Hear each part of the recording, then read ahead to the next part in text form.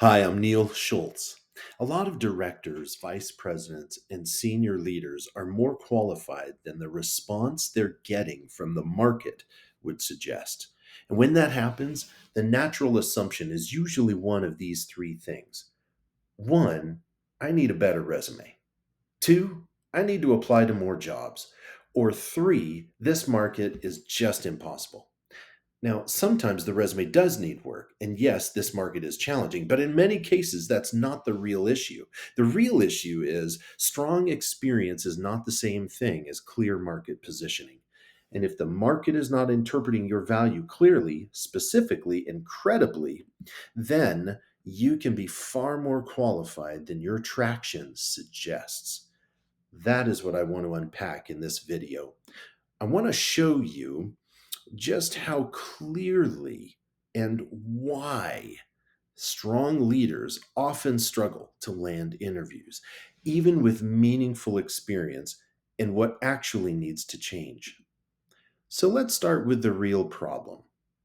A lot of senior leaders think they have an experience problem when they actually have a positioning problem. So, what do I mean by that? I mean, their background is being read as too broad. Their value is not tied clearly enough to business outcomes, and they're relying too heavily on applications alone. And that combination creates a real problem because when recruiters and hiring leaders look at your resume or your LinkedIn profile, they're not just asking whether you have done impressive things, they're asking something more specific. They're asking things like, what is what seat does this person really fit into? And what problem do they solve? How quickly can I understand their relevance to this role I'm trying to fill? And if your story doesn't answer those questions fast enough, even a strong background can lose momentum. And that's why I want to challenge a common assumption.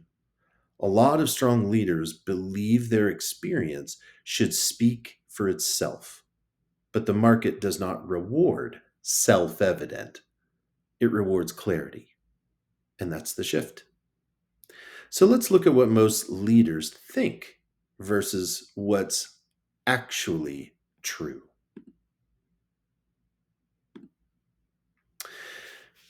What most leaders think is that they need to apply to more jobs. My experience should speak for itself. So if I'm qualified, interviews will come. That sounds reasonable. But here's what's actually true. So, applications are only one lane. Experience has to be translated, not just listed. And executive traction depends on clear marketing position. And that matters a lot. Because once you move into director or vice president, general manager, or broader executive territory like head of IT, hiring is less about checking boxes and more about interpretation. It's about whether people can quickly understand your level, your fit, your relevance, and your likely impact. And that means being qualified is not enough. The question is whether your materials and messaging make your qualifications make sense for the next seat that you want. And that's where many strong leaders get stuck. They've done real work, they've led teams, they've carried responsibility, they've delivered results, but their positioning still sounds broad, generic, or overly descriptive. So instead of being read as the obvious fit for a specific leadership need, they get read as one more experienced professional with a lot of history. That's not the same thing. So, what do you do instead? That's where I use a simple three-part executive traction framework. The first part is get clear. Before you push harder into the market, you need to define the right seat, the right scope, and the right target. Not every plausible role is the right role. And not every opportunity that looks attractive is actually aligned.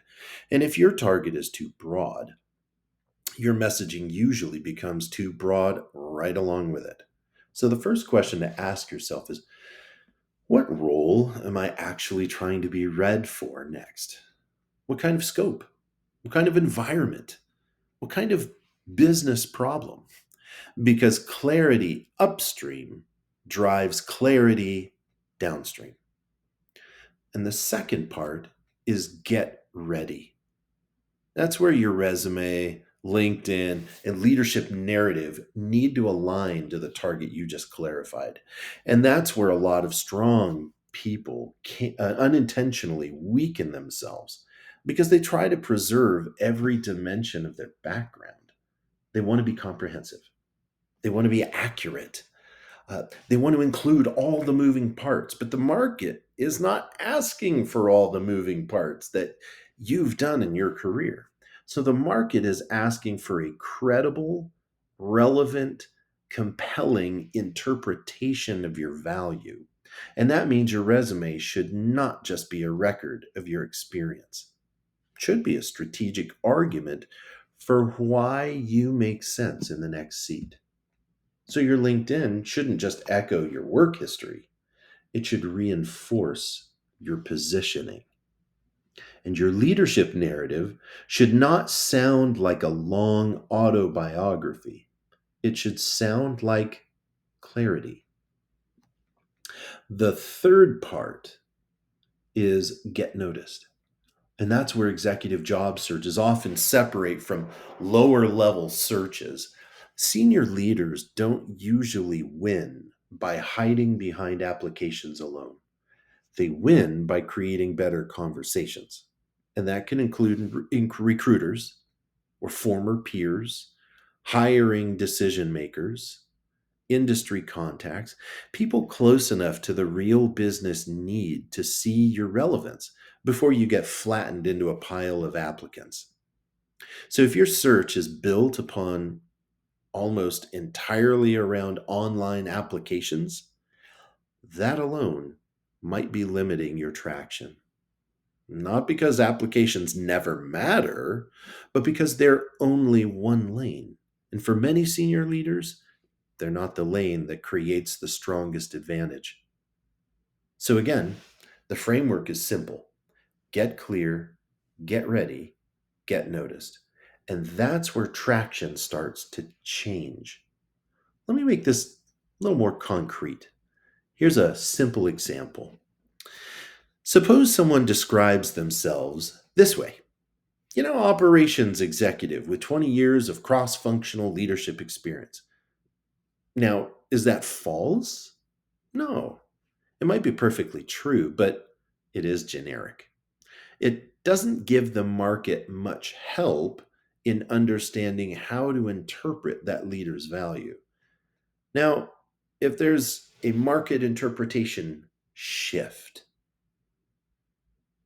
compare it to this: operations leader who drives margin improvement, multi site scale, and cross functional execution in complex environments.